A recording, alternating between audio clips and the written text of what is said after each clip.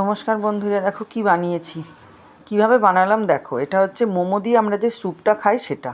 প্রথমেই আমি দিলাম তেলের মধ্যে দিয়ে দিলাম রসুন কুচি, তারপরেই দিয়ে দিচ্ছি আদা কুচি।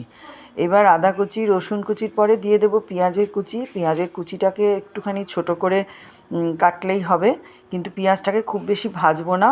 এবার আমি অ্যাড করে দিলাম নুনটা, দিয়ে পেঁয়াজটা নরম হওয়া অবধি একটুখানি নাড়াচাড়া করতে থাকবো। এইভাবে নাড়াচাড়া করলেই পেঁয়াজটা একটুখানি নরম হয়ে যাবে। তারপরে আমি এর মধ্যে অ্যাড করে দিচ্ছি কাঁচা লঙ্কা কুচি। কাঁচা লঙ্কা কুচিটা দিয়েও আমি হালকা নাড়তে থাকবো।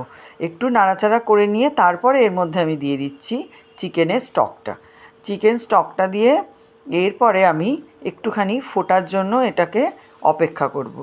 ফুটে গেলে তারপরে আমি এর মধ্যে অ্যাড করব tomato sauce, red chilli sauce, soya sauce আর ভিনিগার।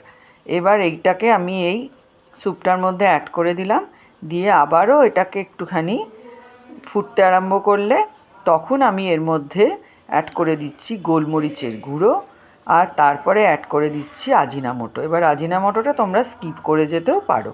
এবার দেখো টকবক করে ফুটছে, এর মধ্যে দিয়ে দিলাম খানিকটা পেঁয়াজ পাতা, দিয়ে এবারে ভালো করে ফুটিয়ে নিয়ে নামিয়ে দিলাম।